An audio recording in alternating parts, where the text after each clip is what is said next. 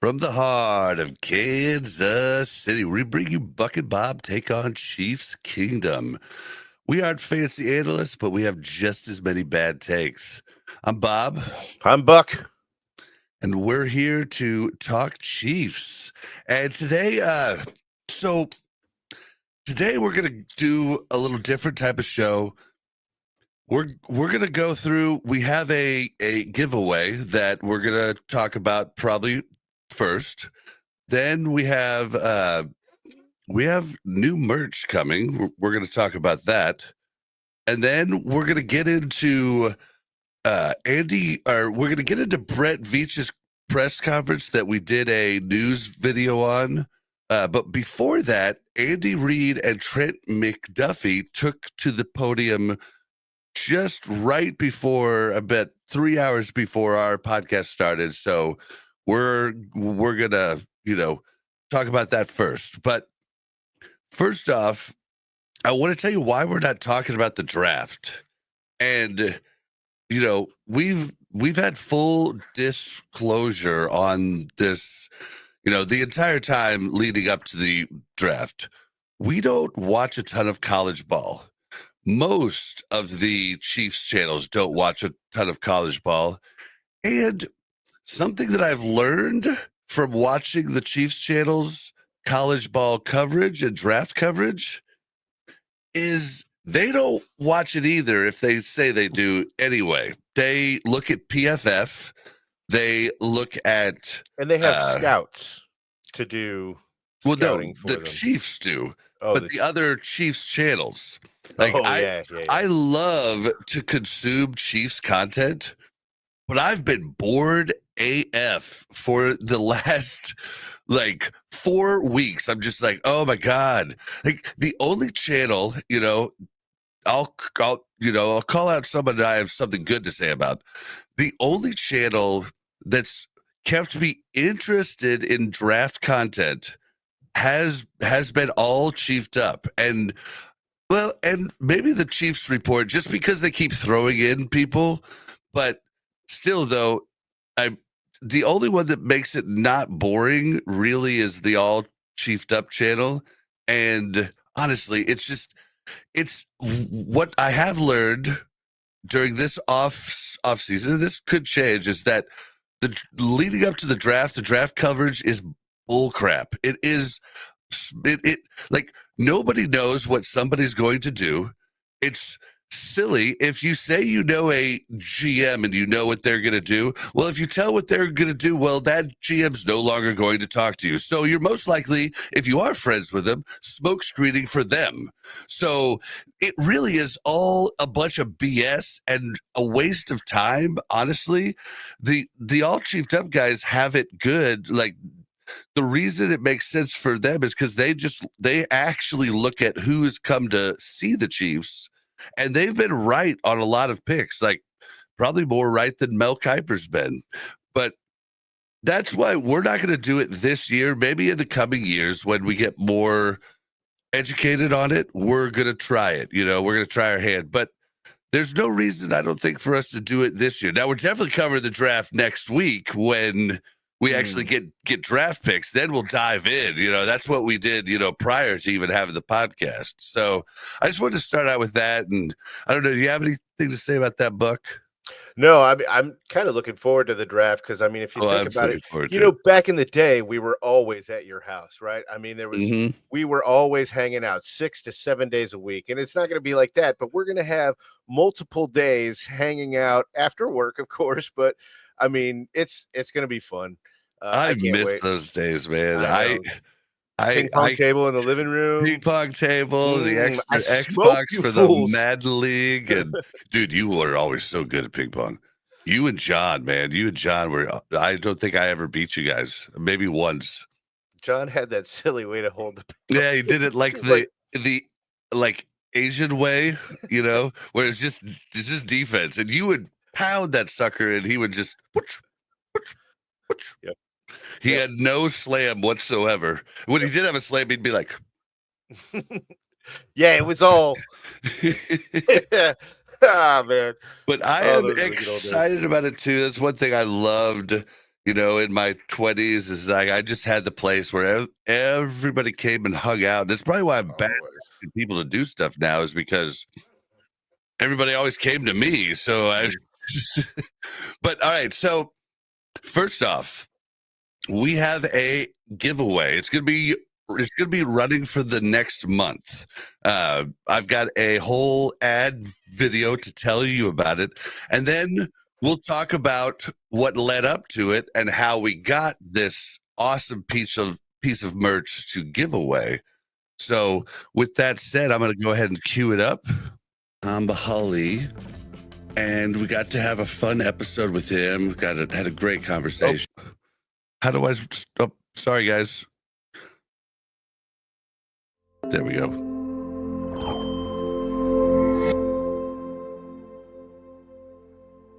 Our YouTube channel is doing a giveaway to try and give back to you, but also help us at the same time. Recently, we were able to sit down with Tom Bahali, and we got to have a fun episode with him. Had a great conversation. And at the end, he was kind enough to sign 3 photos of him. And one of them I've got back on my wall here. I don't know if you can see it. I can't point to it, but it's right there. And then the other one went to Buck. And then this one right here is going to go to one of you guys. And it is already framed. It's a great giveaway. One caveat, though, we will only pay for shipping to ship it to the United States. So for anybody listening overseas or out of the country, I apologize about that.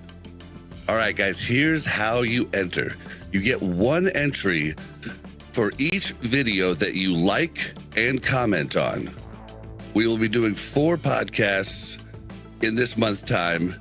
April 21st will be the first one. Then the last one will be May 12th, and the last day to actually enter is May 16th.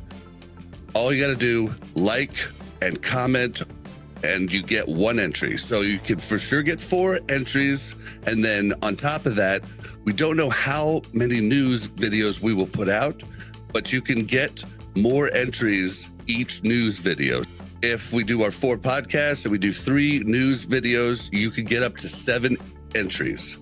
Last day to do it will be May 16th. So if you're hearing this and it's a month into the competition, you can go and put comments and like the older videos. As long as it's done before May 16th, that's the day that the cutoff is. May 17th, I will tally up everybody's entries. Then on the following show that week, May 19th, we will do the drawing for it live, and we'll do it using random.org, and we will show the spreadsheet with the numbers on it beforehand. So you'll see everything's legit. Thank you and good luck. All right. So if you see here back here, this is my Tamba. I guess I could change this. This is my signed Tamba. You can't really see the signature, but it's like right there. Buck got one too, and then he was gracious enough to give us, another one to give away to you guys. So he was very, very kind. Very, yeah. He's been very gracious with his time. He's just been a very supportive a guest, very much so. And I don't think that we've seen the last of Tamba on this show. Yeah, I don't think so either. I mean, it's crazy because I felt like we were being maybe a burden to him. And I was talking to Mel, and when we talked to him, he got so into talking about football and talking about stuff, and then I thought, dude, maybe he actually really enjoyed this. I don't know, but you think about, when you're in the NFL, you're on top of the world, right? You're the world is your oyster. You're on top of the world.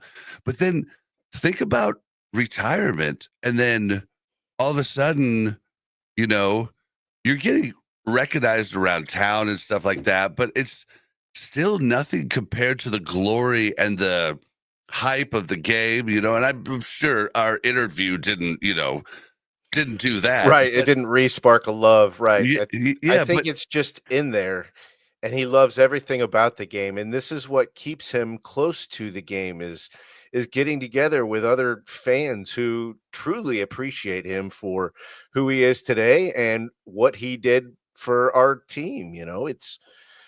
It was truly an amazing experience. And I'll say, look, if he didn't have a good time, and if it was something that was just kind of a pain in the toe, and he decided to do it because he needed to, then he was that's the type really of guy he is. he was really, really good at masking that, because he thanked us as many times as we thanked him easily. I mean, he Yeah, just and I really feel like I feel like we should really reach out to more ex-Chiefs. okay. Like, the ones that have their own podcasts and stuff like that. I'd love to have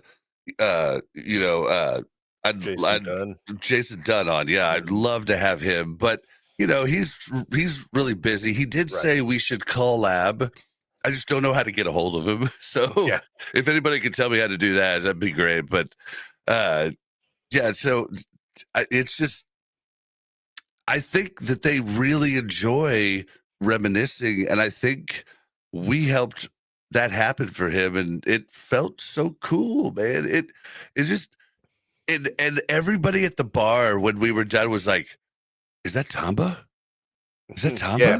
He And is a like, presence. He yeah, really is a presence, not and they just got his size, but pictures. like he's got an aura about him. It's like joy and Yeah, well, just, we didn't even yeah. know. I mean, so he did say he was coming, but I didn't want to bother him, so I didn't, follow up a whole bunch. And then, there's been like I talked to my friend who worked with a lot of Chiefs players over the years, and I was like, "You think he might not show?" And we'd already made the thumbnail and everything else, and he was like, "Well, I mean, NFL players can NFL, be yeah, it could be, fashionably late. yeah." And so it was about, I don't know, 10 minutes before we were about to start. And I was like, "Ugh, I wonder if he's a fashionably late guy,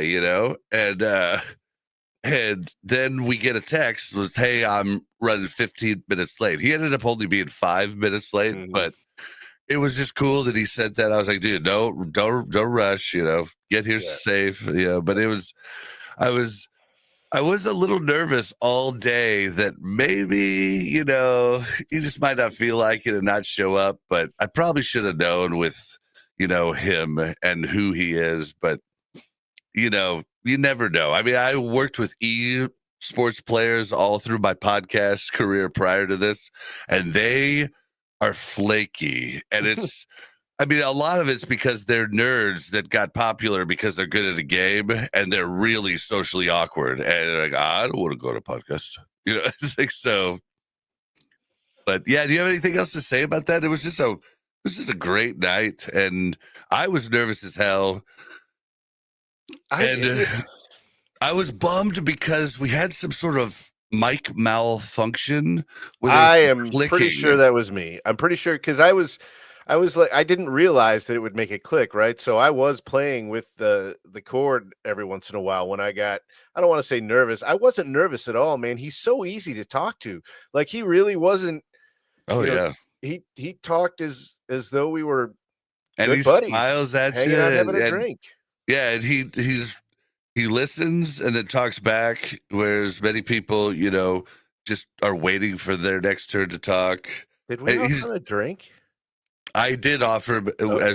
as soon as he came in, but Oh, okay. I don't think he drinks. I don't think he drinks alcohol at all. Yeah, but you still offer him. I offered to buy him a beer, or would you like me to get you some water or something? So I offered both, but that's from my time as an unpaid intern in LA, and you just offer everybody drinks and water. Oh man, but yeah,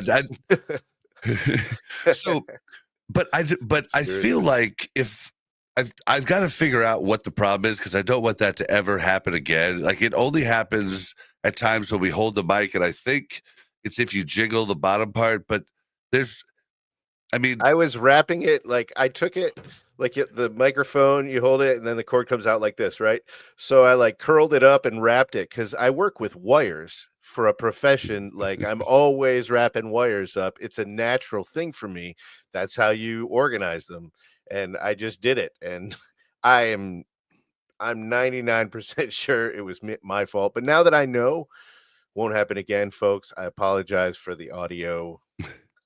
Well, I don't even know if it was you because Tamba also at one point wrapped it or around his hand, and I feel like there's some sort of connection issue. I feel like I bought cheap cords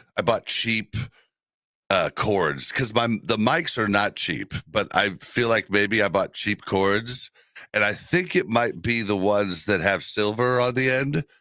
I think the ones that have black on the connectors are good. We just need to test it and figure it out so it doesn't happen again. But that was the only bummer I had. But Brian Parrott asks if we are KC guys. Yeah, I mean we interviewed Tamba down at the Casual Animal Brewery downtown, right next to the Star Building. They're doing stuff for Youth Ambassadors of KC, which is how we even met Tamba. So we've been working with that charity since almost the beginning of the podcast, and we'll continue to work with them and continue to try and drive the word about them. So yeah, we're in KC. Yeah, Which a buddy. lot of the content creators aren't. It's true. All chiefed up. They're not.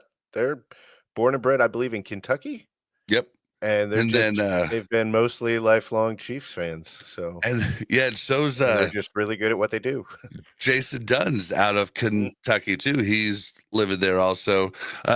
All chiefed up. Cole is in Lee's Summit, but we're in Overland Park. Mm-hmm. Don't judge us. But yeah. All right. Well, do we want to talk about the merch? Yes. All right. So up here. I hope Jamie's listening. So right here, merch here was so this was a shirt that my wife turned into art. She does that for a lot. Actually, all of my podcasts, Watchpoint Radio, Warcraft Reloaded, the Owl Recap, like these are all my podcasts, and they were all shirts that she turned into art. But we wore these shirts on a couple different shows. We were asked by Jeremy via voicemail. I forgot to cue that voicemail up. It's a bummer, but Jeremy asked via voicemail about a month ago if we had merch that we could sell. We didn't at the time. Mel actually made those shirts on a custom website and gave them to me and Buck for Christmas.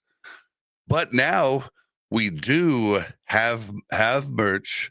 I'm going through the products because if I make them wrong and you guys buy something crappy, it's going to kill me. So I'm waiting for some samples to come in, and I don't want to tell you guys the website yet. But we're partnered with Fourth Wall. I mean, if you Google Fourth Wall and Bucket Bob, you might find it. But I'm not stated by the products yet until I get some in the mail. But from everybody I've talked to, other content creators who are partnered with them, they say they're great. So we're pretty excited about partnering with them, and we got a lot of merch. And the shirt that Mel made is pretty funny. Oh, it is awesome. It's my favorite. It is so far. It is pretty I thought funny. When you texted the picture to me, I thought it was a joke and I was like, as soon as I saw it, I'm like, this shouldn't be a joke, Bob. This needs to be a thing. So then I called you later and I was like, that needs to be a thing. And you were like, oh, it absolutely is a thing. I was like, all right, cool. Yep. Mel got on and decided to make her. I was trying to find the logo to put it on screen. Right here. So yeah, Mel made her own shirt. This is what's on the front. So yeah, that's pretty funny. We made shirts too, and then I thought I had made everything I wanted to make, but Buck informed me that there's hoodies and everything else. So I mean, they have so many products. I mean, we've got like iPhone cases, Samsung cases. I mean, it's crazy, and it'll be cool if you guys might buy some of them, because if people are in KC, the merch actually could be a really good way to grow, a really good conversation starter that, you know, might help us grow. So we might Brian's a also hat expert. we might also order some of the merch and, you know, do more giveaways on the show, you know. Probably be more like just for one episode rather than a month. But the Taba Holly picture is pretty sweet, and it is framed. So we hope you guys like it. Stay tuned for the merch. I should have it all fixed up by next show, and I can tell you guys right where to find it. So yeah, we're pretty excited about that. But all right, we just spent 20 minutes with I mean, kind of, you know, going over stuff. That's good yeah, stuff. Yeah. I mean, it's good. We think it's good, but you know, I think everybody here is here to talk about the Chiefs. So Andy Reid and Trent McDuffie took to the stand today, and it happened right before, so I had to scramble to make these clips. But I made 3 clips that I thought were pretty important. The first one, you know, we've talked about on the show where Suamataia is going to end up, and we talked about it, you know, way back, you know, before even the Super Bowl. Mm-hmm. And Andy confirmed it today. Let's hear what he had to say. Yeah, when we brought him in, we knew he had that flexibility. We just felt that way athletically, and he's a very good athlete. He can run and he can pass block, do all the things that he needs to do. I thought he felt more comfortable in there as a young guy. Sometimes you see guys that start in there and then they work their way back outside. But so we stuck him in there, and he did a nice job against Denver. That was one of the bright spots in a game that didn't have many. So that was I thought he did a good job, and that's where we'll put him. He'll start in there with Mike Caliendo, so they'll compete for that spot. Yep, I was right. I believe you said the same thing, Buck. I can't remember. I don't want to speak for you. I mean, I'm going to give you credit. I mean, you were talking about that way back in, like, the first half of the season. Yeah. Oh, the first half of the season, probably the second or third game, maybe fourth game after it became blatantly obvious that he was not ready for left tackle. And yeah, you started talking to him, you know, maybe, I think you were just kind of like, maybe can work out at guard, maybe. Yeah, well, and I would have said move him to right tackle because that's what he played. You know, that's what he played in college, and I still think it's a good fit for him, and I still think it's where he's going to be year after this. Maybe, yeah, this year, but he's not going to take over for Juwan. Juwan Taylor there's no way to get rid of him. There's like, you know, we gained more than we lost when we got rid of Joe Tooney, but. You know, we gained 15 mil. We lost 10 in dead cap, but we were losing 25 at him. So, you know, but Juwan Taylor, we can't do that. Like we can't get rid of him because we'd take almost the entire thing in dead cap. But we can next year. And I think Suamataia might just be that right tackle of next year. But right now, left guard seems real easy for Suamataia to pop into. Okay, here's my problem with that. So remember the Sky Moore thing where they ruined him with punts? Like, all right, so they've already thrown him out at left tackle and he's absolutely failed on an epic level. So now you want him to play the left side of the line again at guard, and then next year go to right tackle. I think that is a recipe for the opposite of success.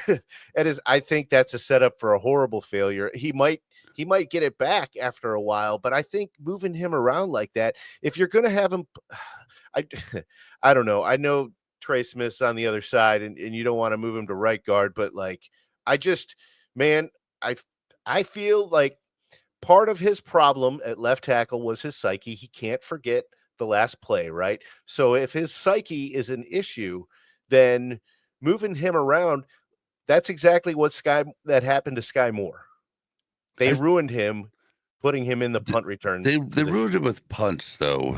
Like it's it's not the exact same, but I mean, you're messing around with this guy, and eventually you want him to play his natural position again, but not right now. So we're going to have you do this other thing that you're clearly not great at, not all that good at. We don't know what he's going to do at left guard, but hopefully, I mean, so I think if the problem was he couldn't play left tackle because he was a right tackle, what makes you think he can play left guard instead of playing right guard? Because it's a lot easier. It's a lot easier in specifically to the Chiefs offense. Like the left tackle is left on an island of his own in the way they play the game, and he'll have help from center Creed Humphrey at the left guard spot. But I also think it's not a bad idea to move them around the line, because think about it, jobs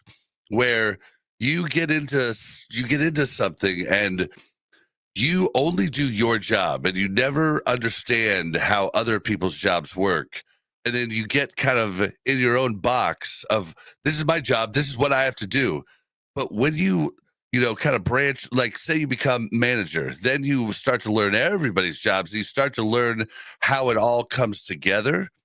I think this is a learning opportunity for a very young Sua Mataia, very young. And it's a way for him to increase his game intelligence and, things of that nature. And I think that could be really good. But I do say, yeah, it's still rough for him to be on the left side, but this is something that I think he can learn from. And Brian Parrott in chat says a first round guard was never the intent, but it's better than Sky for a 2. And FAU Felix Uzama, I can't say it. Felix FAU, yeah, Felix Uzama. Felix Duque Uzama. Something like that. Yeah.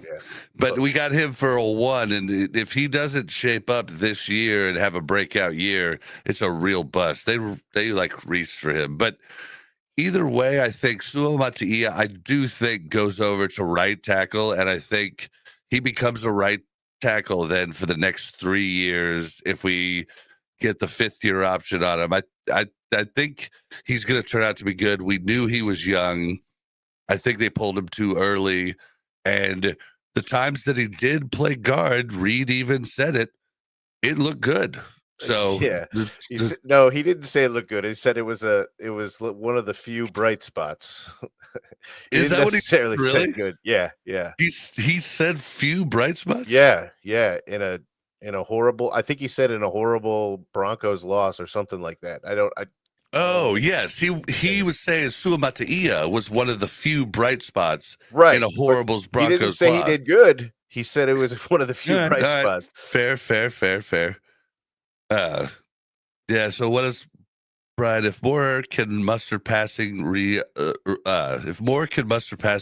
results as left tackle, then we should be fairly solid. And I think Moore's was a solid freaking, it was a smart play. Okay, so maybe you didn't quite I don't think that Sua Mataia is going to have necessarily a problem at left guard. I'm worried that he's going to have a problem after getting comfortable someplace going back out to right tackle. Because I think right tackle is not nearly as easy as left guard. So if he gets comfortable at that, the question for me is going back out to right tackle and being successful. Yeah, well, and HD Chiefs fan makes a good point. as high as Andy Heck's reputation is as an O-line coach, I haven't seen much in the development of players. This needs to be looked at seriously going forward, in my opinion. I'll say, so we haven't really seen him develop a right tackle, but I would say he develops centers and guards really well. He just lacks at the left tackle spot, and it could just be, we haven't really gotten him a really good, right, a really good piece of Play-Doh. Like the Play-Doh we're giving him has, sand and some rocks in it, some of the old Play-Doh that was dried out and stuck in the middle. Yeah. Yeah. So, we haven't really given him a whole lot of pliable Play-Doh. But now, next, unless you have anything else to add. Nope. All right. Next. This one makes me happy again because I was right again. I'd said it along with a bunch of other people, so it's not like I'm a genius. But my brother-in-law disagreed with me, so I had to run upstairs while I was watching this press conference and be like, "Yeah, told you." You paused it and ran up, didn't you? Yep, I totally did. And he gave me the look like. Yep, same look I would give you. Like, you jerk. You ran all the way up here to tell me that? All right, so this is when Andy was asked about the acquisition of Christian Fulton, how that might change the defensive backfield. And then I'm going to go ahead. I added in Trent McDuffie was asked about his role changing, and I just added that in. So we'll have both clips back to back, unless Buck wants to pause. Yeah, it should give you a little bit of flexibility. We've got some good corners on the roster, but I think his addition will it gives you more flexibility. I think it is the best thing. You've kind of tagged that right there. That Trent is such a good inside player that and Spags likes using him in there and has a nice package in there. He talked about his package when he's used him in there. So, but I think you hit it right on the head. I think it just gives you more flexibility to do that. During our actual exit interviews with Coach Spags and OBC, they kind of talked about that, wanting to put it back at inside, certain situations, things like that. And kind of just allow me to influence the game a little bit more in there, a little bit more blitz and things like that. But as far as playing outside, matching up, it's still early, but like I told them, like anything I can do, truly, like outside, inside, cover, whoever you need me to do, like that's where I stand ever since I came in, and that's what I'm gonna continue to do. Was there an aspect of that game, like particularly the blitzing, that you felt like you missed doing as frequently as you had the year before? Hold on a second. All right, so that was during his part of the interview before he just ended it there and said, "Whatever you need me to do, I'm going to do it." Everybody wants to be the outside corner. That's I think every defensive back's really dream, to be the number one guy to go up against the number one receiver, right? This could easily, and I'm not accusing him of this at all. I'm just saying it would be, if it were me, I could definitely see this as a demotion. Whereas as Chiefs fans, we're looking at this as a defense. Same thing my brother-in-law said. And I'm not arguing that's what's happening. He absolutely ended that the right way. And it didn't sound like player speak. It didn't sound like he's just saying the words because they need to be said out of respect. It sounded like he really meant it. And I hope that's the case, because if it is, this only improves the defense. I think we've talked about that a lot. All right. Well, you maybe shouldn't have paused it, but I will say, I think in the league now, I think your premier guy is the slot guy, the guy playing mid. I think he is the one that can do the most. He is the one that can do the most on the field, and everybody utilizes the slot. We're like, most of the teams use motion to get their number one wideouts into the slot. This is. But is that how the players see it? I can see what you're saying, and I agree. I think the those are the players most do valuable. see it. I think fans don't see it because they're stuck in their old ways. So do you think he's wearing this as more of a badge of honor rather than and taking it as a negative? Oh, I think he is. And I hope, because I mean, it's going to be ridiculous. It's a little unfair that I've heard the rest of the clip, but all right. Yeah, like, see, this is last minute, guys. Like, this just happened. I was at work, so I didn't know anything about this. So, yeah, but I do think that the slot corner is the premier spot now. I just really think. I mean, they can get involved in the run. They can get involved in the pass rush. They can get involved in so much stuff, and the routes on most inside routes are so much more intricate and tough to deal with than most of the routes that you'll see on the outside. Like if you look at the Eagles, what's his name? The Eagles' main wide receiver, Brown. Awesome receiver. He runs 4 routes the entire game. Most games. That's most corners can deal with that. You know, they went out and got a corner less than him so they could put him back in the mid. So I think a lot of people just sleep on how important that middle corner is. And we saw last year with Connor trying to do it. It's a hard job. All right, you ready to hear the rest of it? Yep. I mean, yeah, I had a lot of fun. Hold on. I need to rewind this question. Just kind of miss doing this, so particularly you remember. And that's what I'm gonna continue to do. Was there an aspect of that game, like particularly the blitzing, that you felt like you just kind of missed doing as frequently as you had the year before? I mean, yeah, I had a lot of fun. You know what I mean? I think I told you guys that year I was playing nickel. Like that was my first time blitzing, first time being able to do that. So anytime I was at nickel, I was always praying that I was blitzing, just because Spags has some great blitzes dialed up for us. But yeah, I'm excited. I watched back the tape of my year, watched some few other guys around the league at nickel, just making sure I'm always ready. Whenever they need to use me, put me in there, making sure I can go in there and execute properly.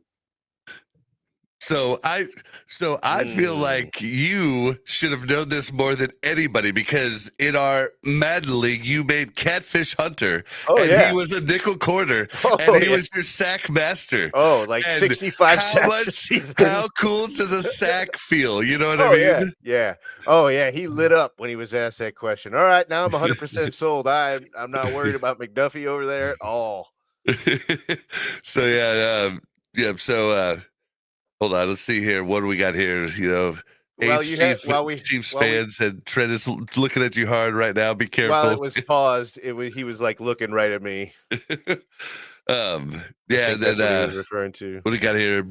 Brian Parrott says, "Sounds to me like we're gonna get my kind of quarterback, big, fast, and rangy. Man to man, jam your butt to the ground." I mean, I think Spags wasn't able to run man-to-man as much as he wanted to last year, and that's why he ran so much more zone. I do think he is going to run more man-to-man with the set we have, and who knows with what we get in the draft. Yeah, we'll get into that later, but I'm not 100% sold on the Veach conversation about where he's focusing on the draft. Yeah. I mean, could be smoke and mirrors. But King Jamie the Mad says, I would rather have a corner who bats every ball down than a guy who gets beat, but sometimes it intercepts the ball.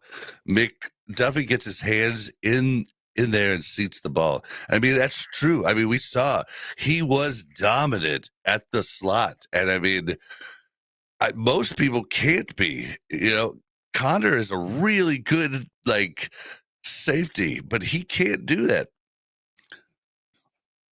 Snead played bigger than he really was, and that was his strength, dude.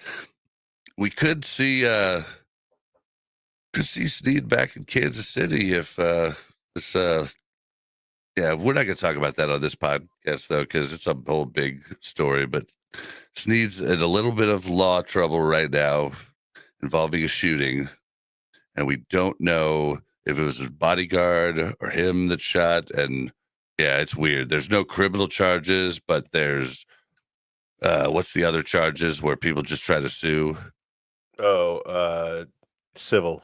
Yeah, there's civil charges, but no criminal charges. I don't even want to talk about it because, with the Pat McAfee show and talking about hearsay, he got in a bunch of trouble. We're a lot smaller, but I just don't want to, I don't want to talk about it until there's more information out. But yeah,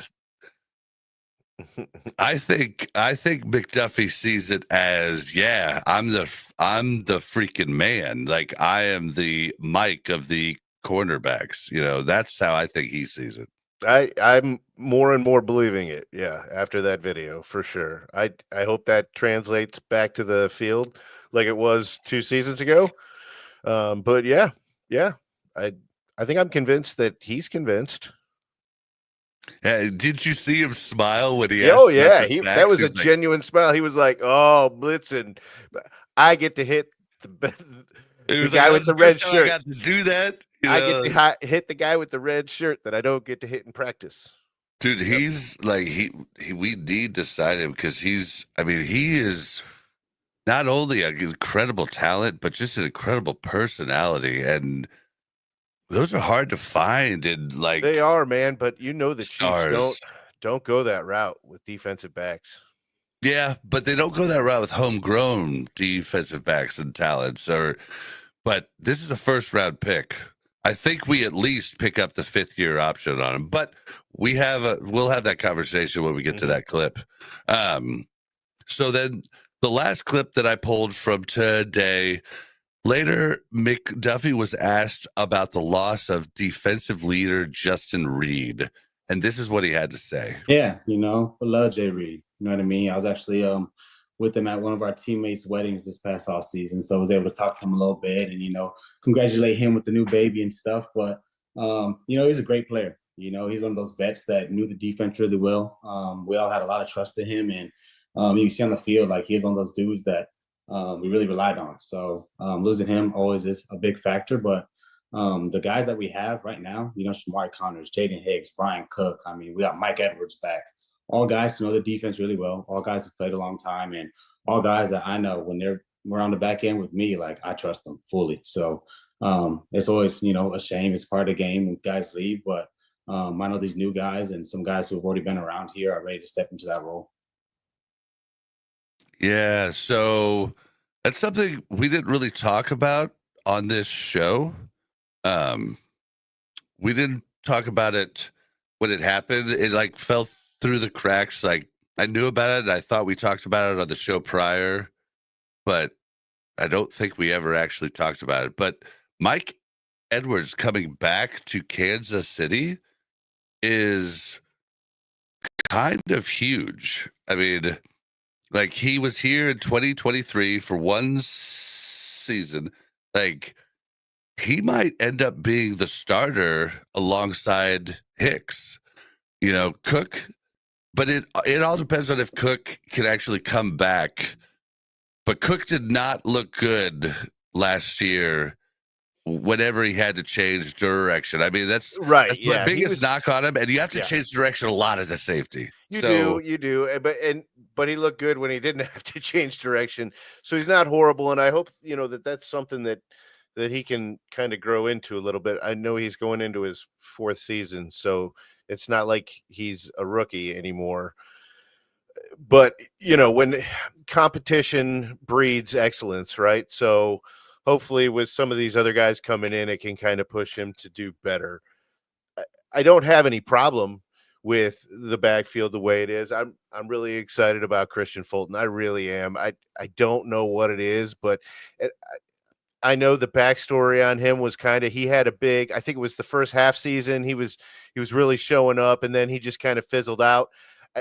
I'm not so worried about that with him with Spags. I don't want to say fizzled out may be strong for what happened, but it just wasn't the same, as the first part of the season. And I think that that's the kind of thing that Spags is really good at is always keeping your guys, wanting more, doing better, improving rather than regressing. Well, and I think I think. Oh, hold on. Where am I going with this? So, I think the Fulton's a very physical back, a very physical quarterback. And I mean, the Chargers didn't do any bump and run. I mean, so his size then no longer is a big factor in his game. Whereas if he's pressing, then his size is a big factor in his game. And we do a lot more press than San Diego does. San Diego. The Chargers. The Chargers. Who the heck? Where the hell are the Chargers at? L.A. I don't know. God, I still. I really San don't know. Diego Superchargers. I still can't. Half of the division has moved in the last 3 years. It's a bit. Is it? It's the L.A. Rams and the L.A. Las Vegas Raiders, L.A. Chargers. Yeah, I think it is. I think it is. And LA. Rams. Yeah. No. Yeah, I said Rams first. Oh, okay. Yeah. Then I said Las Vegas Raiders. It's the LA Chargers. Yeah. LA, I don't understand how they have two teams. Well, nobody's from LA. Yeah. But that's where people go when they have money. So that's where people go when they don't have money too, which is a big problem for them. Moves to your city that you hate, then you pay for another team to come to your city. Oh man. Well, okay, so I do think Mike Edwards is excited to come back. The only thing that gives me pause about Mike Edwards is the fact that he was with the Bucs for 4 years, and then 1 year on the Chiefs, 1 year on the Bills, 1 year on the Bucs, and he's been like a little banged up and stuff too. So I don't know. You talking about Bush? No, I'm talking about Mike Edwards. Oh, Mike Edwards. Yeah, I wanted to. Yeah. So. But I mean, he definitely played well for us the last time he was here. But I don't know that he's going to be that same guy. But it is a good vet presence in the locker room when all the vets were gone at that point. After Reed left. But we'll just have to see if he does anything. I don't know about leaders in the backfield though. Like. He didn't really say. He said next man up, but we don't know who's actually going to be a leader. Like, can Mike Edwards be a leader after he's come from 3 different teams in the last 3 years? I don't know. Yeah, that all depends on his personality. I think a guy in his position could, think Ray Lewis, right? I know that's completely different position, but if Ray Lewis played one of the best leaders of all time, you're comparing him to just his leadership abilities, right? You could see that guy go in and saying, Andy Reid saying to him, look, you're going to be in the locker room with a bunch of other guys that are new to the team, just like you. However, you were here a couple of years ago, so we kind of are hoping that you will take that knowledge of the system, but still being able to relate to these other guys and kind of introduce them into how we do things around here. And the kind of guy that would have his kind of leadership would absolutely grasp onto that and run with it, right? We don't know jack about Mike Edwards. Maybe he's just the kind of guy that's like, I'm here to do a job and make my paycheck.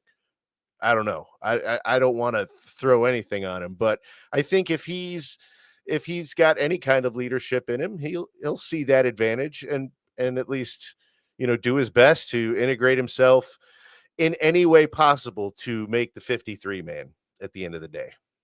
Okay. All right. So the next one is Veach's press conference, and now we're getting into the smoke and mirrors part, but I want to play this next clip because Veach was asked if he felt that they were in a spot that they could actually take best player available at all rounds of the draft. Every pick that we have. Here, hold on. First off, Brian Parrott has a great comment here. We just have to talk about the Chiefs are the original expansion team that won't die. They were the Houston. Nail on the head.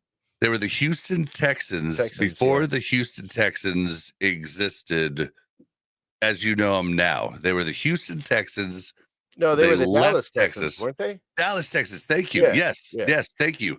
They were the Dallas Texans, and the AFL and the NFL had not merged. These are the two. For anybody who's young, the AFL is what is the AFC now. The NFL is what is the NFC now. That is how it started, and Lamar Hunt was actually one of the biggest proponents of getting the two leagues to merge. And so that's if you guys have not looked into, just look into the Lamar Hunt history. It's nuts. It's fascinating. And it's not just Chiefs. I mean, this guy did so much stuff you wouldn't even believe. So yeah. We were the first expansion team. All right, sorry, I had to pull that up. But yeah, next Veach was asked if they felt the Chiefs were in a spot where they could take best player available, because that hasn't been the case for the last couple years. Line, D-line, and corner. I think the draft has some numbers. I mean, the O-line numbers are probably down a tick, but I think everyone has talked about the depth in the draft at the defensive line position, in particular defensive end. And then I think corner does have some sneaky depth there in the middle of the draft class. Maybe not as many high-end guys, but I think in years past, but I think there is some value there, and the level of drop-off I think holds from 2 to 3 to even into the early parts of 4. So, I think that would be a logical landing spot for us early in the draft, but I think we're always in the mindset too to, add players that we have graded as impact players, and certainly wouldn't shy away from continuing to add to our receiver room as well. So I do think that, again, you can't accomplish everything exactly you want to in free agency just because you don't have an endless amount of resources. But I do think we put ourselves in a position so that, if we're sitting there at 31, we certainly have a need for O-line, D-line, corner, receiver. So all options are open, and I guess we'll see how it kind of shakes out. Yeah, I don't buy any of it.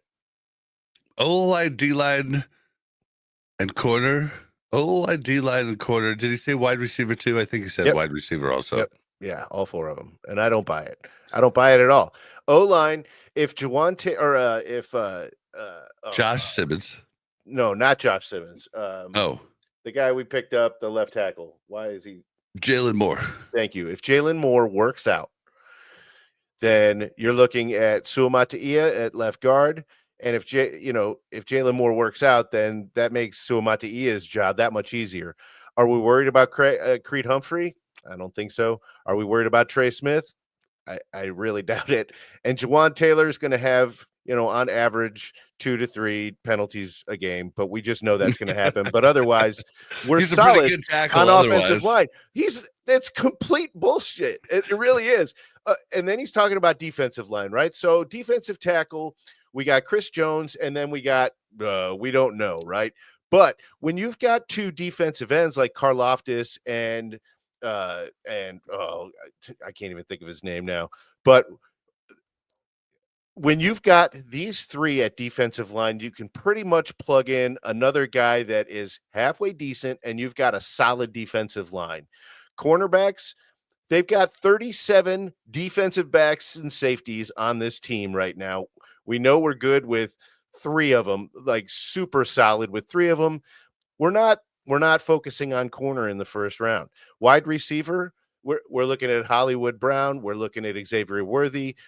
We're not in desperate need. You know what we are in desperate need of, honestly, is running back. We got Kareem Hunt is the big guy. I love Kareem Hunt. I love his spirit. I love his energy. I absolutely adore his story, but his ability is just not there after 9 seasons. Having him as a leader in your running back room is phenomenal, but Isaiah Pacheco isn't the guy. Sorry, this guy from the 49ers that we picked up, I just moved it because I was talking about another player. Elijah Mitchell didn't even play last year. The year before wasn't great. And then, the Keontae Ingram. I kind of looked him up, and he had what, 12 games, 27 attempts, and 60 yards in 2022. I seriously doubt he's the running back of the future. So if you actually brought that up Oh yeah, way before any of this came, and I was like, "There's no way our running back room is set." But I've been thinking about it, and it is not. I have also made Steve on the All Chiefed Up channel after they guessed it. I have made him a believer too, because he's mentioned a good 2 or 3 times since we had our episode that he thinks with me that Andy needs to have a tier running back that he can't. Actually, he came up with can't ignore. I came up with just like he needs one that he knows is going to be good, but Steve made it sound even better, being like, Andy needs a running back that he can't ignore. And and that's just a better way to say it. I mean, that's what he needs. And if he would have given this press conference 2 months ago, I would have bought all of it, because that was the story. We needed, we knew we were going to be losing defensive tackle. Now it doesn't look so bad. We also didn't think we were going to get, and his name still escapes me. The Jalen Moore. No, the other defensive end. Charles Amenahue. We didn't think we were going to get Amenahue back, right? And so I thought we were, because okay, I thought but you were the only one. Nobody else did, and nobody was going to give him I money. thought for sure somebody would give him more than $7 million. But anyway, we didn't think we were getting him back. So defensive tackle did look up in the air, right? Cornerback, we didn't know what was going to happen. We knew we were going to lose Snead or your best friend Reed. We knew we were going to my golfing buddy lose. Yeah, your buddy. So we knew we were going to lose him. And so and we still thought Rice might spend half of the season on suspension. Now we, the thoughts out there is Rice might not even get suspended. Right. We don't know at this point at all, but it doesn't look like it's going to be that severe. But if there's anything, remember what I said about Rice when he got hurt? Start doing that freaking community service now. Mm-hmm. I'm telling you, it's huge. Judges, he did, mm-hmm. And that's like judges eat that up, man. But I love that he's sticking to that narrative that most of the people in the NFL believed that 2 months ago. Now, I don't think that the other GMs are necessarily buying it, but the basic consensus is, I think all he's really doing is throwing off mock drafts. That's really all this is. Maybe. And mock drafts are dumb. Like, it's the computer trying to do it with what they input as the team needs. Yeah, but I'm a guy in my living room who has a full-time job, and then I do this on the side as a fun hobby, right? And I love doing it. But if I see it, the other 31 GMs around the league, if they don't see it, they're morons. Well, I mean, how can they not have... You know what I mean? How can they not see the same thing I'm seeing? No, the other GMs aren't watching his press conference. They're having conversations with him. I mean, that's the way the league works. Relationships. If they believe that he's focused on offensive, defensive line, cornerbacks, and wide receivers in the first and second rounds, I just don't believe it. I think so. But I love it. I love that he's saying it. So everybody and their mother, especially in the national media, says we're going for Josh Simmons. Now, the thing about Josh is that if Josh hadn't have gotten hurt with his patella injury, he would have been a top 10 pick and probably the only tackle in this draft that's NFL ready, right? So I could see if he falls all the way to 31, I could see the Chiefs taking him at 31 and just knowing that Jalen Moore is going to start and he's going to sit a year behind him. It does freak me out because it's a first round pick still. And like, it's a long commitment and a pretty, substantial paycheck. But I trust in the Chiefs medical staff. They've had him in. They've had multiple meetings with him. If the Chiefs medical staff think that he can come back from it, I trust him. But it's just so hard to believe because that injury for such a big guy is so rough. Like, and like that injury on a smaller guy, not as rough. Like, but anything that happens with these big dudes that are offensive or defensive linemen, anything that happens with their knees, legs is scary. Yeah. And so that's where I think, but I'll say Veach talked about, no, actually, I'll save that for the actual clip. Yeah. So as far as Josh Simmons is concerned, I could definitely see that happening if he does fall to 31, them saying, well, I mean, I didn't think it was going to happen, but why not? Let's do this. Because like you said, that if Jalen Moore is able to work out, then we are not in a rush. He can, if the medical staff of the Chiefs think that he can come back to 100% with the proper therapy and time, and that's one thing that the Chiefs would really be able to offer him at this point is the proper treatment and the ability to come back and be secure in the knowledge that he's a part of this team's future. And if that happened, I could see it, and I think that would make me happy. It just sucks that it would be such a huge pick on something that's not going to affect this team for a long time. For a year.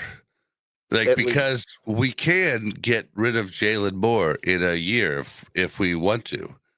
But also, if he is healthy and good, he could be moved to right tackle instead of Suamataia come year after next. So that's something you have to think about too. That, I mean, it could be a steal, it could be a real steal, but also it could be a real big bust.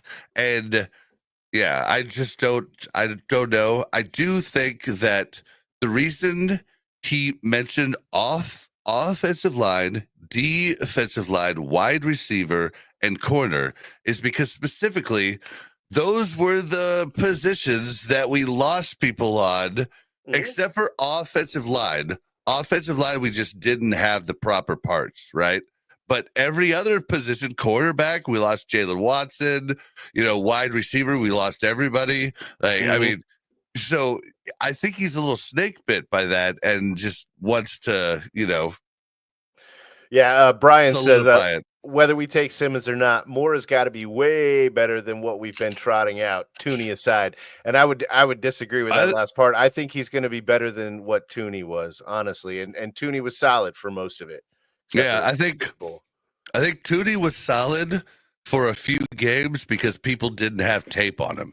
And then once tape was on him, they found the weaknesses, and the Eagles definitely found his weaknesses. And I think he was a great stopgap and a great oh shit button.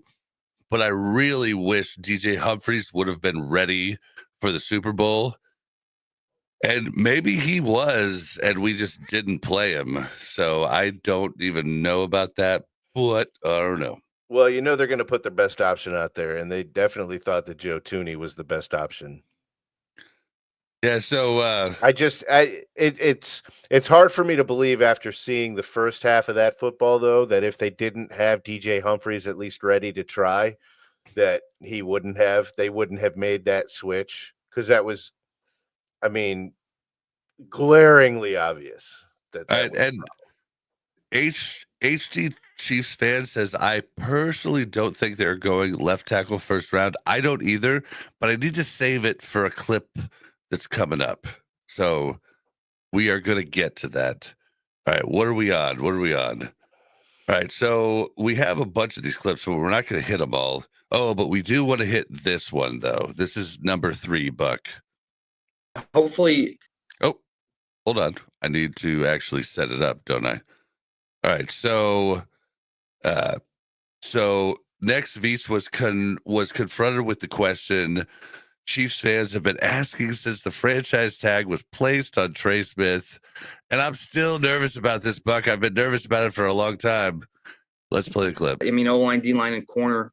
I think the draft has some numbers. I mean, the O-line numbers are probably down a tick, but I think everyone has talked about the depth in the draft at the defensive line position, in particular defensive end.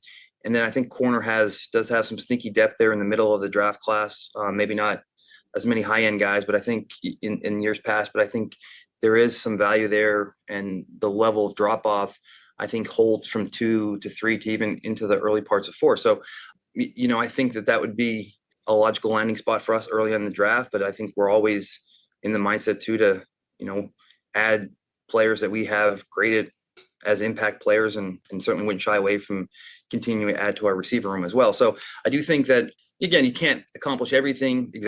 Wait, hold. Okay. I added the wrong one, guys. I'm so sorry.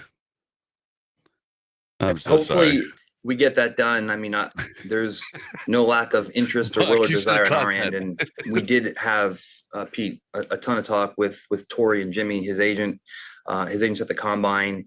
Those conversations continued on to the owners' meetings.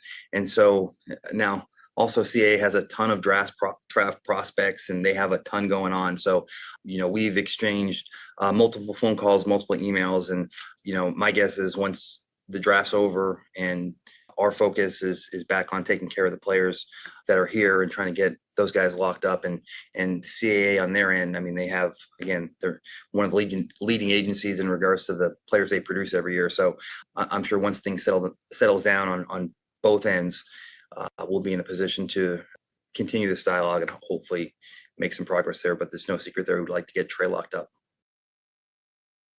All right. So, yeah, I've been wanting to get this locked up forever, and it sounds like it's not going to happen until after the draft. It makes sense. We have enough cap to sign our draft picks, but I mean, if we lock up Trey, we could open up another 10 mil for other players.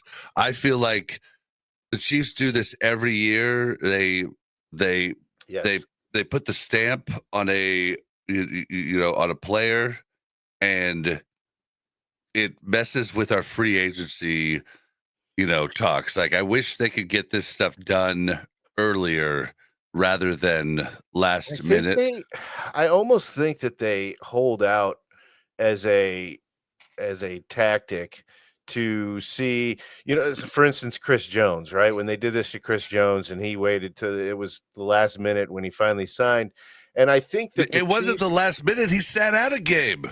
Yeah, well, okay, so I think the Chiefs want to see how these players are going to react and how they're going to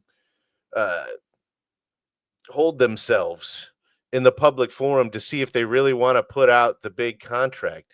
And I mean, with Chris Jones, you kind of wonder because he sat out a game and he was vocal. I mean, I heard him sat out a game, and he came and sat in the stands and watched the game. I remember tweeting out the dumbest tweet I ever did. This was before the podcast. I was just like, we don't need this man here. If he can watch his teammates play, blah, blah, blah. I was an idiot. It was before we did this podcast, and I've learned so much about the way the league works, and I'm on the players' side now. I mean, it's rough, and they need to fight to get paid. Like, they do need to do that. These owners have the money. They absolutely have the money, and they keep making more and more every year. They might not have the cap. That's the thing. It's the cap that's the big thing. Well, if Veach can do it, anybody can do it. Well, I mean, there's cap and there's cash. Okay, so you can finagle it a bit, and you can spend more cash, and you can basically subvert the cap a little bit, but not like you can in baseball or anything like that. But an owner that spends more money does get more. Mm-hmm. It's just not as vastly different as it is in in baseball. Like, it's like they could spend more money to a point, and Clark's been doing that way more than Lamar ever did. Yes, that is true. Clark has not been afraid to open his wallet, and I think he has benefited greatly from that, where Oh not yeah. all owners do. He got really lucky with Patrick Mahomes. You never know how a college quarterback is gonna come out. Remember Ryan Leaf? Remember, Tim Tebow? I mean, he was Oh, the you're not greatest even like, there's so okay. many. What There's about so many. Gerbach? Gerbach. Gerbach? No, we I can't can even catch the ball too. we don't say his I name can on this throw the ball, but I podcast. can't catch the ball. I did an internet install for his cousin one time. I said, "Are you related to Elvis?" He goes, "Yeah, he's my cousin." I go, like, I didn't want to be like, "We all hate your cousin," but we do. What a jerk! What a jerk! Yeah, I mean, yeah. And this guy, I'd just say this guy was Leaf the nicest guy. Like, if we're looking at Gerbach was just a jerk. I mean, he was Aaron Rodgers with less talent. But remember when they chose? But Ryan Leaf actually had mental problems. Probably suffered from concussions and stuff. I mean, what he did was. We're not even going to talk about it. Let's talk about Chiefs. Yeah. Yeah, but yeah, I think it's interesting, that the Chiefs always seem to do this to themselves, and yeah, I don't know. I guess after the draft, don't count out a Trey Smith trade. Don't count it out. Yeah, absolutely. It could happen. I told you, Joe Tootie, when everybody said I was crazy, and it happened the next day. So, I mean, if they're able to get their hands on Josh Simmons, that would become more of a possibility, I think. I mean, honestly, you could get rid of Trey now. You could get, and Wanye Morris could take over guard. Wanye was good before he got hurt. We just didn't know about it for a few games. Yeah, but a lot of people tend to forget that. The difference between him playing right guard and left tackle, or it could be him playing left guard and Suamataia moving over to right guard. I would. I mean, there's all kinds of stuff. Then Mike Caliendo so backing them up, and then their rookies coming in because they're going to take offensive line late too. So Brian is on fire. The Gerbacalypse. Oh wow! I don't know if I'm going to sleep tonight. I'm going to be laughing all night over that. The Gerbacalypse. Buck, this is a coaching moment. Yeah. When we're doing this, remember we're doing audio too, so you always have to name the person who. I said Brian. Brian is on fire. Yeah, you said Brian's on fire, but you didn't. You said Brian in chat says blah blah blah, and he's on fire. Yeah. Coaching moment. Right. Coaching moment. Right. For our audio listeners, we have 5. So it's okay. We have 100, but it's still not very good. This is the weirdest podcast I've ever had. It's the one where it's bigger on YouTube than it is on audio. It's never happened to me before. It's weird. All right, so good thing what's the next pretty. one? You are pretty. All right, so we're talking about offensive line. Let's go ahead and play. Veach was then asked about offensive line and if it's still going to be a priority in the draft, even with left tackle Jalen Moore from free agency.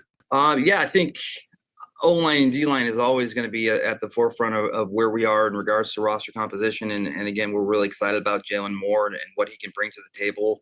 Again, small sample size, but it's been really good, and we're excited to work with him. But it's a long season. So he wasn't even talking about the draft, though. You got to be very aware of the words that he used. He said offensive and defensive line is always very important to this club when it comes to roster composition. He didn't say we're going offensive and defensive. The question was that's why I prefaced the question. The question was about the draft. Right. Yeah. But I mean, that doesn't answer the question.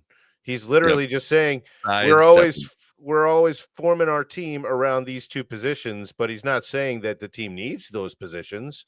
They just are always considering those two positions. I think that's a whole Eagles mentality, like to have as much as possible. And Spags likes to have 8 rotational players on his 4-man line. I mean, it's just what it's what Spags likes, prefers. So yeah. All right. So all right, this one is he was asked. Oh, here it goes. Here it goes. All right. So a bit later, Veach was asked if he felt comfortable with the Chiefs' current running backs and wide receivers. That class is probably the deepest class in the draft. I mean, I think you can get a really good player from rounds 1 through 5. So, I mean, look, with all these players, you're a few bad weeks away from having no depth at all. I mean, I know I've always said the story a few years back of that defensive end position where we had a 2 or 3 week span where we lost multiple guys. And, last year Pacheco got hurt early on. And I mean, we always want to surround Pat with playmakers, and, the more talented wideouts you can throw on the field at one time is something important to us, and depth at running back. And look, this kickoff role too. I mean, ideally, it would be advantageous for us to identify a receiver and or running back that has explosive playmaking ability on both ends. Remigio did a great job, but again, we're always pushing the envelope to get 1% better. And if we can add another dynamic element to both return phases, that would be something that would make sense. So it's not just wanting to continue to add explosive playmaking at the running back or the receiver position. It's also the return game. And so I do feel good about that running back stack. Again, I think it's probably a consensus throughout the draft community and the work that you guys have all done, that there's a ton of running backs. And, I think that there'll be a good chance that one of these picks ends up being one of those players, just because there's so many of them and they're all really good. And the discrepancies between the running back you have in 4th or 5th is really close, or 4th and 3rd is really close. So I think there's a good likelihood that, one of those players ends up on our roster, and hopefully they're a dynamic returner as well. Okay, I want to start with this one. What pisses me off about this statement is he goes, yeah, Pacheco went down early. Pacheco, your 7th round pick? I mean, no, you're not. Like he says, we always want to give Patrick weapons. You're not giving him a weapon. You got lucky with a guy that was serviceable at a 7th round pick. He was probably, the way he's performed, he's probably a 3rd round. Oh, I would say he's a 5th. No, dude, a lot of people overhype Pacheco, but I've been telling you from the beginning, like he's never been a standout. Like he's a backup running back that could have looked really good if he had an actual substantial running back. Clyde Edwards-Helaire was supposed to be that in front of him, but the fact that he took over 1st round pick Clyde Edwards-Helaire as a 7th round pick is just dumb luck and people not understanding that he has no vision. He runs into his own line. I mean, he does it time and time over again. And we saw Kareem come in and can actually get past his line and get a couple yards. People love Pacheco. I know. I don't care if people love him. I'm here to give my honest thoughts, and that's the truth. And Pacheco, he's a good-looking son of a gun. He is a awesome dude that stays hours after to sign fans things, but that doesn't make him a freaking star running back. It just doesn't do it. He's not. I love the guy to death. I think he would have even looked better if we actually gave him a proper running back in front of him.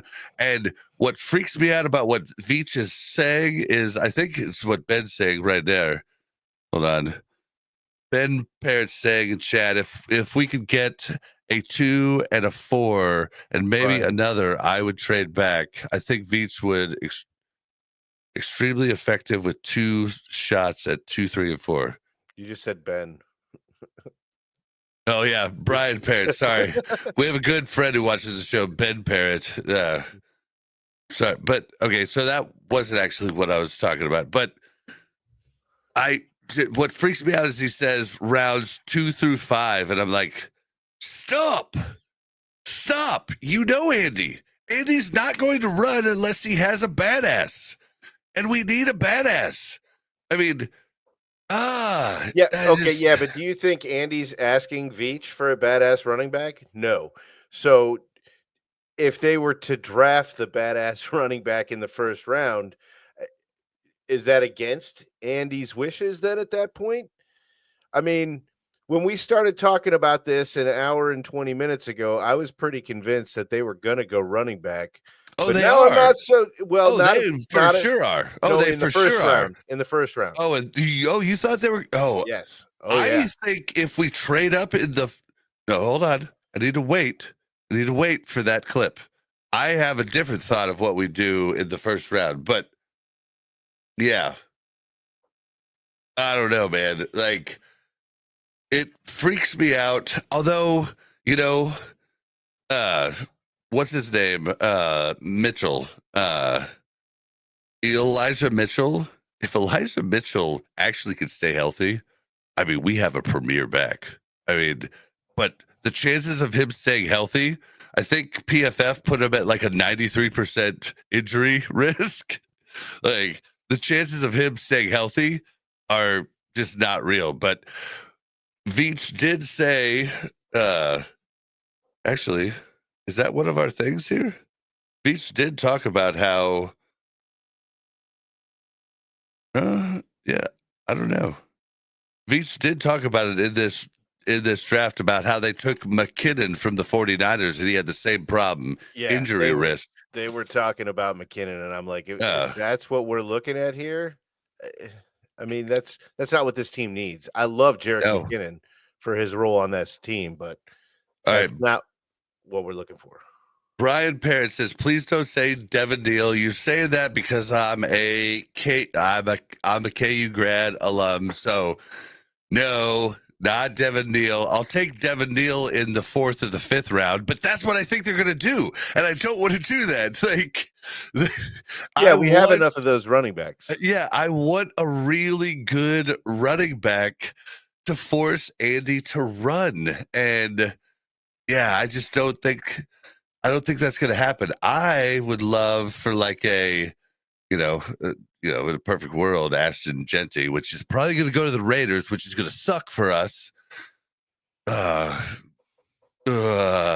think the Raiders are going to be like way better, but I would like a Quinshawn Judkins, like from Ohio State. That's what I would like. Like him, Travion Henderson, I would totally take. Also from Ohio State, but I don't know how they trade up to get them. But yeah, no Devin Neal. Wait, all right. So HC Chiefs fan has talked about needing a badass running back is true, but remember the draft is always 50-50. Bet at the best. Nearly every GM in the business will tell you that having one pick off is great, but 2 is a miracle. Yeah, I mean, I don't want to reach for guys, so, but we'll talk about it just a little bit later here in a second. What was the last thing I wanted to say? I think I'm done with this one. You? Yeah, I'm set. All right, so 6 Veach was. Okay, so this is a juicy one. Veach was asked about keeping star players like Trace Smith, who has the franchise tag on him, but then also asked about George Karlaftis and Trent McDuffie. And then he also kind of touches on the trade for Joe Thuney, and I think it's great because what he says is the reason, like nobody said it, but I said it before it happened that it had to happen, but he says it and it just makes me feel so good about like actually feeling like I know like about these about league stuff. So I'm gonna stop toot my own horn. We're going to have dialogue with them, but to your point, as the years go on and if we hope to keep this winning tradition up and have sustained success, it only becomes more difficult. And knew early on that we would be limited. And, that was obviously the reason why we had to make that trade with Chicago with Tooney. I mean, that was a player that we loved, and it was gut wrenching to have to do that, but you had to do it.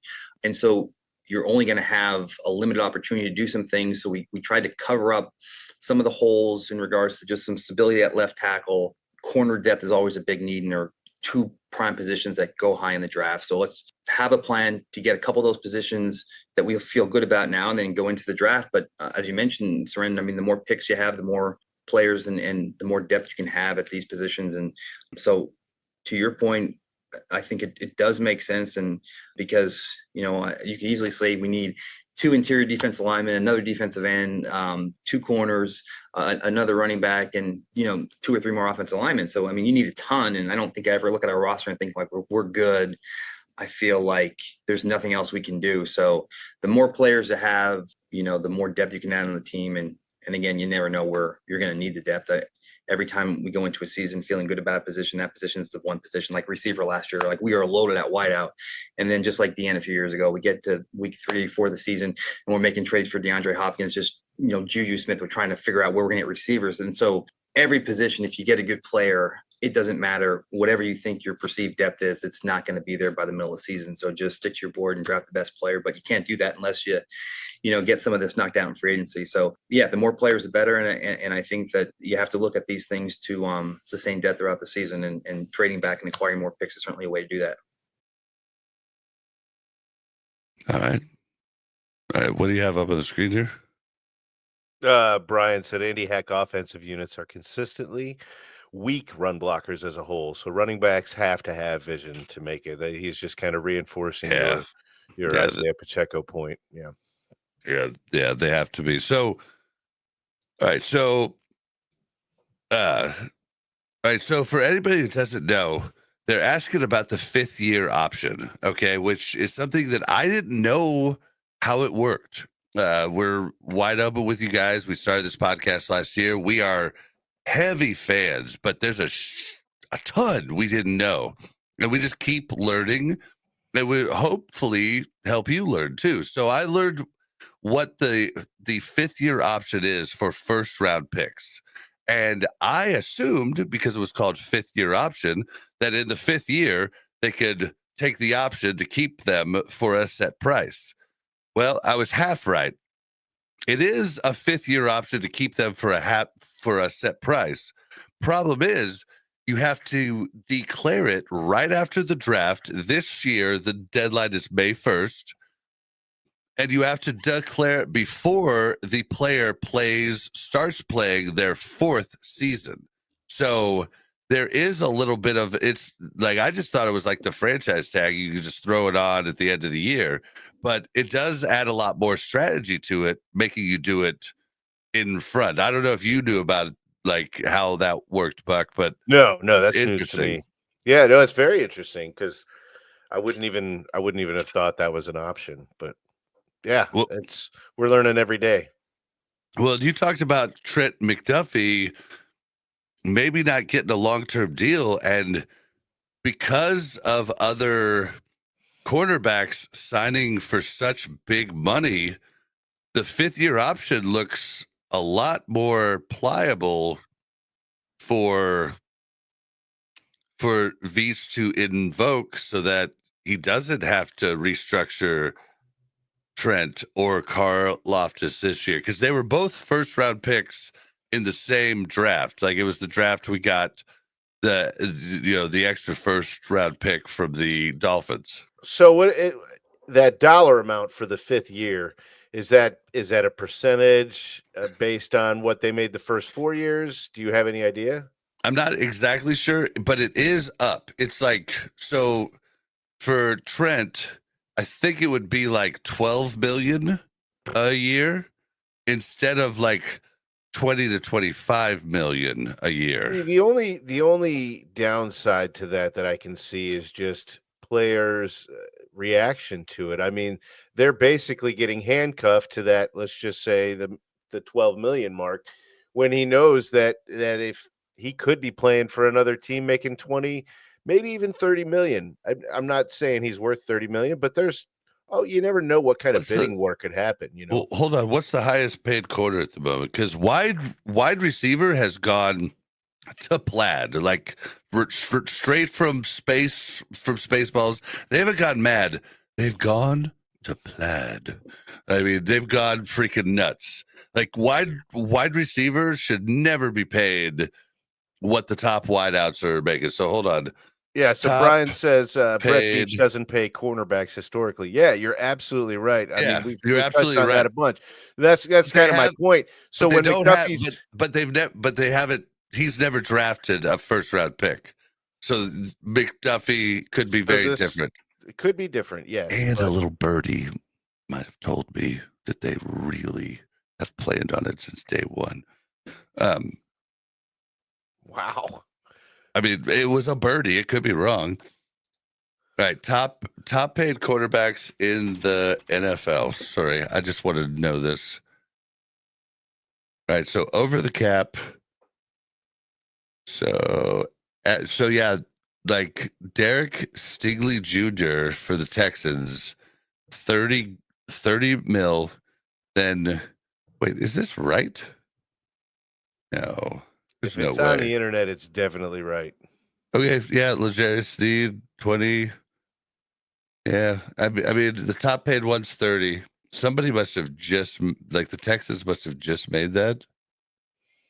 So I could definitely see another team offering him 20 to 25 million. Yeah. So getting him for 12 million. The only thing I'm worried about is his play on the field during that year, which I know is still going to show other teams, what he's made of when it comes down to negotiations. You're afraid that he'll put I'm not. With a guy like McDuffie, the way that I don't think so. Not with McDuffie specifically.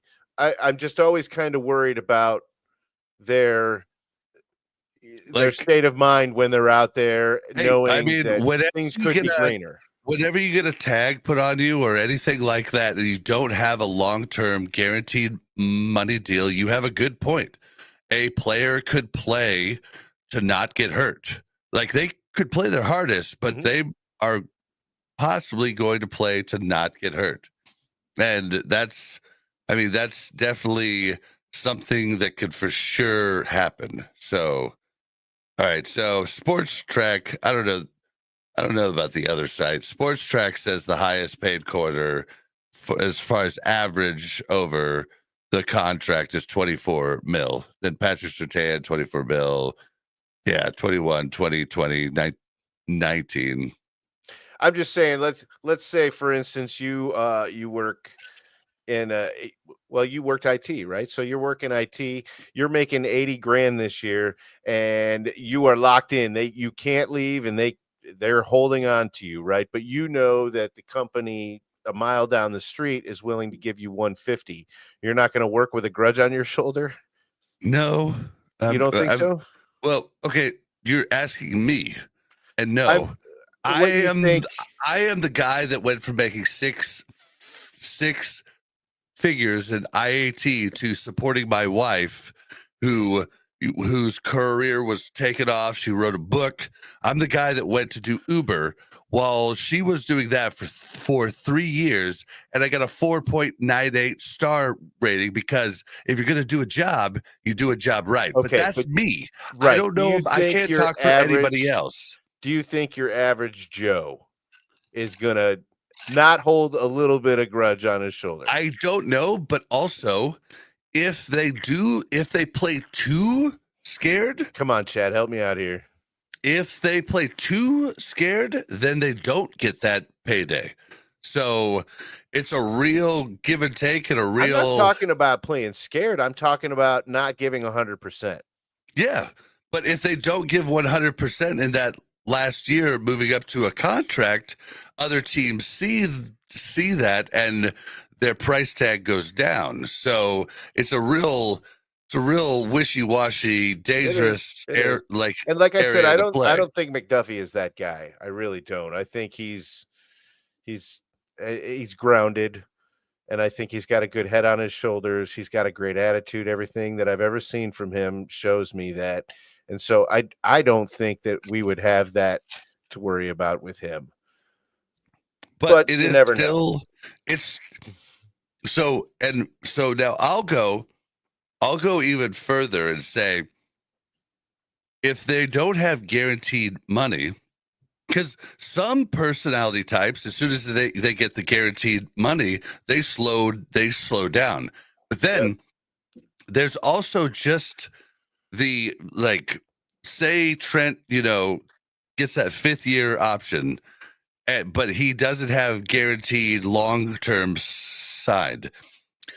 He might be wanting to play his best, but his subconscious is like, I don't know, man. Like, his subconscious could hold him back because of the fear of getting injured. Mm-hmm. Luckily, he's never really sustained a big injury, but as soon as those guys do, they start to kind of see the writing on the wall and like, oh God, So, there's all kinds of nuance to this, talk, but I don't think Trent would do that intentionally. So yeah, so I don't know. We'll see. You got anything else? No, I'm pretty set on the McDuffie discussion. All right. So next, you cool with just going for 2 hours? We got like 24 more minutes. I mean, I'm gonna miss some of my beauty rest, but that's okay. I've got plenty to spare. All right, cool. Yeah, that's unfortunate. Like, my podcast is always run long, man. What's the common denominator? It sucks. All right. Well, it's good to have. Oh, all right. I gotta stop doing that. Okay. So next Veach was asked about trading up in the draft as opposed to trading down, because Veach is normally a trade up guy. Mm-hmm. So let's hear what he had to say. Different opinions around me, and maybe you guys haven't seen this on the outside, but I do think, as opposed to years past, that there's a little bit more patience with me. But I just think it stems from, like, we did all this work, we did it for a reason, right? And we're gonna do all this work, and if we have a guy, let's go get him. Maybe taking the stance a little of, if we're gonna not have or not be steadfast in our convictions, and then just, on one end, the more numbers you have and the number of tickets you have in this lottery, the better.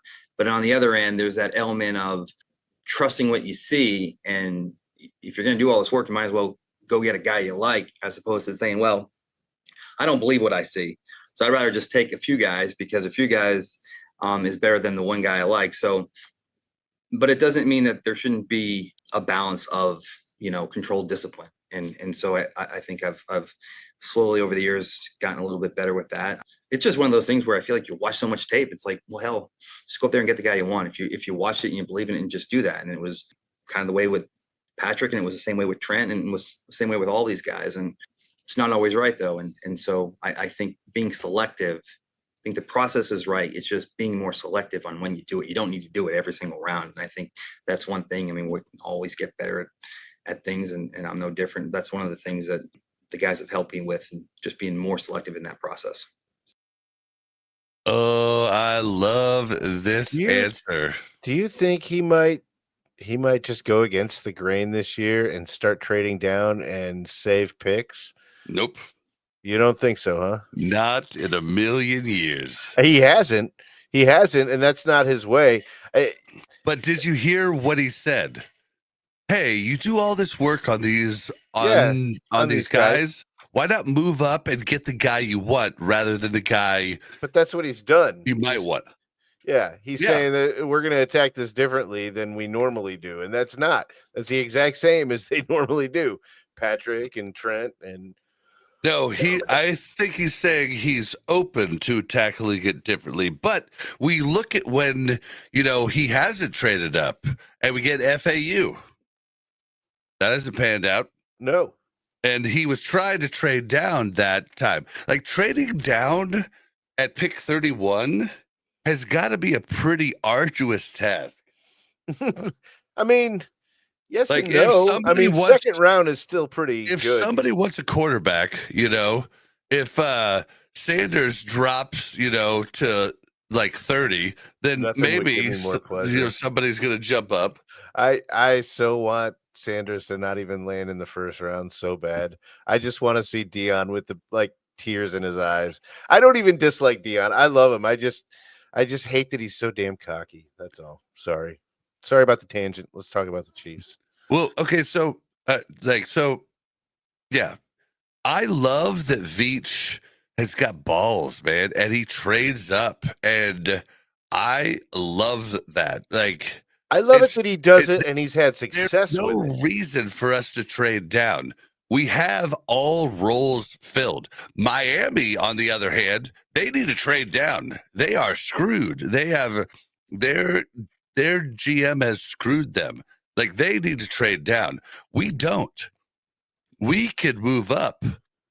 We have eight picks. We could move up, and we could really grab a good guy. But I think if we don't move up and Josh Simmons falls to us, we take him. But if we move up like 2 to 4 spots, I think we're moving up for Josh. If we move up to like 19 or 24 or one of those, I think we're taking somebody like Travion Henderson, running back, possibly Luther Burden, I was just going to ask about Emeka Ibuka. Although Luther Burden, I'd rather have Matthew Golden or Emeka Ibuka. Luther Burden is he's awesome. He's from Mizzou, but he's a slot corner. He's good, or a slot wide receiver. He's going to be an amazing slot, but we've got like 5 of those guys. We don't have 5 amazing slots. Yeah, we do. We have Rice. We have Worthy. We do. We need an outside tall guy. We have a shit ton of short ass people. We need a tall, bulky, big dude for the X wideout. Like, that's what we need, in my opinion. But yeah, I think a ton of homers want Luther Burden, Mizzou, but I think Matthew Golden or Emeka Ibuka are better grabs for us as far as our team's built. I feel bad for you next year if we pick up Emeka Ibuka, because you stumble with those names. Hey man, I mean, not even the chief concerns could say Kingsley Suamataia, but I can. Yeah, we've practiced that a lot. Yeah, it just takes some practice. It just takes some practice.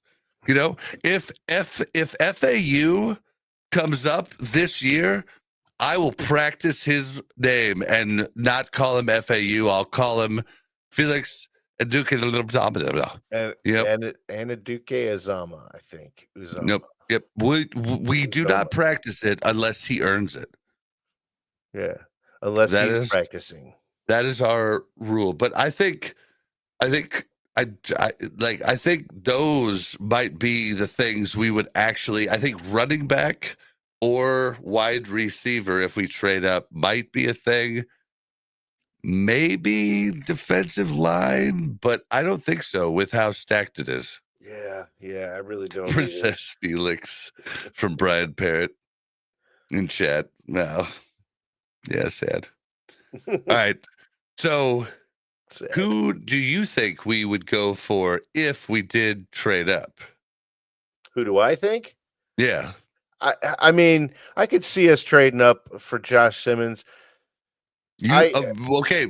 I said a few spots. 4 spots. Right. And I haven't gone that far out, but I do have a hard time, as much as I think that the Chiefs would like to go running back first round, I don't think that they would be willing to trade up for it. So I have a hard time believing that they would trade up if they're not targeting Josh Simmons. You really? Yeah. Yeah, I think the only way they trade up is like trade up significantly is to get something besides offensive line. But I mean, I could be wrong. I don't disagree with you that I don't think they would trade up that far for Josh Simmons. Maybe 5 spots at most. Anything more than that, I don't think they will. All right. Well, here. But I can't wait to see on Thursday what happens. We've got two more clips that we can play here. Don't forget to intro it. Yeah. Well, these are kind of like I can find them here. There we are. All right, so this is 8. So Veach was asked with the question, how do you feel about the talent at defensive line and running back? It's kind of like, I mean, the people that ask these questions I don't think they pay attention to the other questions people have asked, but he does give slightly a different answer. Well, the defensive line class in general is good. I think that's probably driven more so by the depth at D end. I think there's a lot of D ends, and I think that running backs is certainly I think the deepest class in the draft. Close second would be D end. I think the interior defensive line numbers are I think better than most years, but I don't think they come anywhere close to the D line depth and the corner depth. I think those two are just wow. I mean, you look at the board and those names go from top to bottom. Interior O line is light. Corner I think is actually decent in the middle rounds. I think D line is okay, but I don't think it's any more or less than any one particular. I think that where you're getting the big numbers from top to bottom are D end and running backs, and then everywhere else it's a little bit scattered. Corners I think a little meatier in the middle, and then receivers every year you're going to have numbers. It's just the vision and the plan and how you're going to utilize those guys within your offense. So you're always going to have numbers. Certainly on. Like last year was an extraordinary class, and there's so many receivers taken high. I don't think you're going to see that this year, but you'll see receivers taken in every round just because they're always plentiful in regards to numbers. So I think that when you're talking about the D line, I think that's really getting fueled by the defensive end depth. All right. And just to let everybody know, I took these clips and I removed the majority of the ums. I'm pretty sure in all of these clips, I didn't remove the ums from Andy and McDuffie because I didn't have time. But the Veach ones, I took a good 75 ums out of these ums and uhs out of these clips. So I did that for you guys. So please like the video for just that work because it makes it a lot easier to listen to. You know what I heard there, man, that still leads me even further to believe that they wouldn't jump up to grab a running back. If running back depth is so heavy in this draft class, why would they move up? Oh, you've already got a response. Please. I do. King No, Bob. no. Finish. I mean, that's the end of my point. No, that's pretty much my point. I mean, if running back depth, if there's so much there, why would they trade so far up to get one? Well, I think it's a smokescreen. I think it's definitely a smokescreen that he's trying to do. He's trying to get everybody thinking he's not going to take running back when he is going to take running back. I mean, this might be hopeful wishing, but I could be hopeful. Wow, that was extra. It's still I don't know. It doesn't compute. Once he if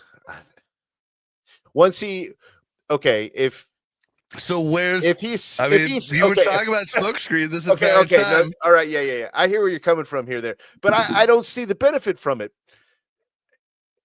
It's not running back is so deep that it wouldn't matter for him to jump up. So it's like he'd be like, "Ha, I got you guys," and they're like, "Ha, don't care. Still more running backs available." Like I just don't see running backs deep, but they don't have the same grades. I mean, it's deep. Sure.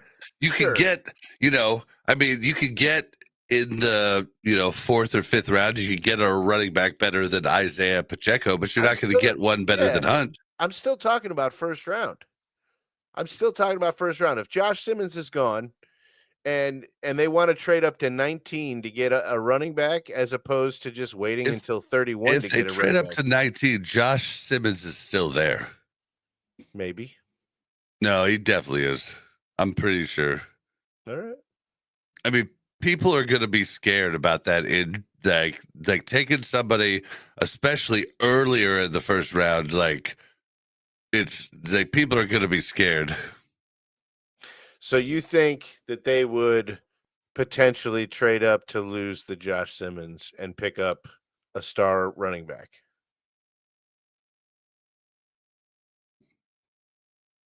No, not for sure. I'm saying maybe. Okay. But we have to look at this comment from Brian Parrott. Mahomes starts every answer with, yeah, everyone must drink. Dude, Mahomes is the most guy imaginable. He says, yeah, that's why we're going to do that. Yeah, it's always, yeah. It's not just, yeah. It's, yeah. Yeah. I mean, but these guys don't care. Like, but if these guys ever start their podcast, they should work on the ums and uhs. The best way to beat and is to just pause. Slow down. Just pause. You're about to say instead just go and then continue. Now, if anybody could teach me how to fix the like word, I would love you forever, because that's the one I struggle with. It's the same strategy. As soon as you're about to say like, just tilt your head and don't say anything. No, that's the problem. My vernacular, my way of talking throws like in. I've went to try to pull my likes out, and the sentence doesn't make sense without like. It's horrible. It's horrible. It is horrible. All right. So, yeah, I think this whole thing is smoke and mirrors. I think Brett Veach has lied straight up to the media in pressers prior. It's the whole point of this episode. It's been fun to talk about, but there's no benefit of him telling the BS. Truth. Yeah, it's all BS, and that's. I mean, but we love the game so much. The people that are tuning in now love the game so much that they're going to just really try and come up with what Veach is going to do and try and read between the lines, read between the smokescreen. And that's what's so cool about the fans that are active right now. That's what's cool about all of you guys that actually tune in to these types of things. And especially, Brian Parrott, King Jamie, HC Chiefs fans, like you guys are the real fans. Like, I mean, and so we love it. We love talking with you. Now, for audio listeners, Buck's giving a heart. I gave the heart. Here, I have a question. I don't know if I hit the right button. Was I squeaky voice for the most part when I came back? Okay, good. And then I was like real deep at the very end. Okay, good. Perfect. I hadn't used those controls in a long time. I was hoping I hit the right ones. All right. Job. I guess we should play this last one. Okay. Yeah. All right. Yeah. How much time do we have? We got 7 minutes. All right. So Veach, the last clip we have, Veach was asked if the depth at cornerback and defensive end, we kind of talked about this already. The depth at cornerback and defensive end in this draft might influence his decision to exercise the fifth-year option on star players like George Karlaftis and Trent McDuffie. Here we go. I think that it'll affect it all. I think those are players that you want in a Kansas City uniform for a long time, but those are two premium positions, so you can never have enough of those players. But as far as that altering a decision like a fifth-year option on either of those guys, that I don't think that would come into play. Yeah, I think that wouldn't come into play because they're going to sign him a new contract before then. I don't know. I don't know if it like I don't pay think they defensive are. ends. I don't think they will because of dumbass Browns. Like the Browns paid damn it, I was talking to Mel about it and telling her about it today, but now I'm blanking on his name. Browns defensive end. Not Myles Garrett. He's a tackle, isn't he? Oh, he's an end. Okay, Myles Garrett. Myles Garrett. They paid Myles Garrett. What is his price? They reset the market by literally an absurd ton. Average salary $40 million a year. Jeez. And that's not only going to affect defensive end. There's going to be three, four outside pass rushers that are going to want more. It's hold on. Actually, hold on. Do the Browns play a 4-3 or a 3-4? I have no clue. Do Browns play 3? Because that's a big 4-4-3 defense. Okay, the Browns are 4-3. This is horrible because this makes 3-4 outside linebacker pass rushers worth more than $40 million a year. Like Joshua Uche. Yeah. So who was here? Hold on. Let me see here. All teams. Let's go to defensive back, defensive end. This is so Myles Garrett. Saying his contract average is 25, but reports. So you know what? There must be incentives in there. But either way, like giving your these owners and GMs need to stop setting the market with every new like when Dak Prescott for the Cowboys got paid, he shouldn't have reset the market. All these quarterbacks should not reset the market unless you have a top 3 or maybe top 5 quarterback. You shouldn't reset the market. And Dak Prescott is not that. Yeah, and no, he's like top 15. Like he should not be like. And you look at all the other quarterbacks that got contracts; they should not be getting them. This is what's screwing everybody in the league. And it's so interesting because, until we started this podcast, I thought that like all of the teams, like I was kind of under the impression that, all of the NFL players made a ton of money. But now that I've been studying contracts, I realized the NFL is just like real life. The top 10% make all the money. Yeah. Like, it's literally just like real life. I mean, it is and it isn't. I mean, even the lowest of the contracts is still more than 98% of us are ever going to see. Yes. But if you make the league minimum, you make well under.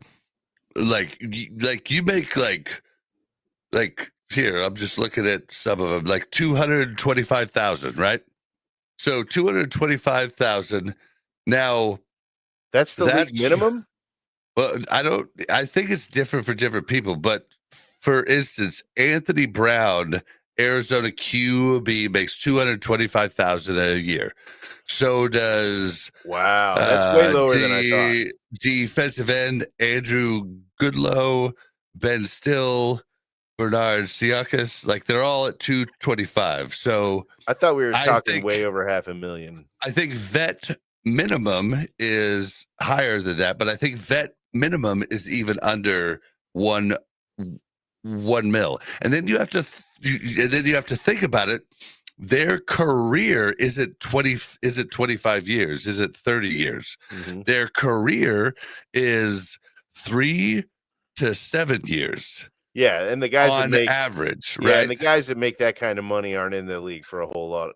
Well, and then top it off. This is what I was talking about with Mel on the way to the airport this morning. I was like, and they're forced to hang out with people that make millions, and like maybe your buddy, that you really want to hang out with, who is going to mentor you, is like, hey, dude, we're going to Palm Springs. Are you coming? And it's like, oh, well, that's kind of expensive for me, Yeah.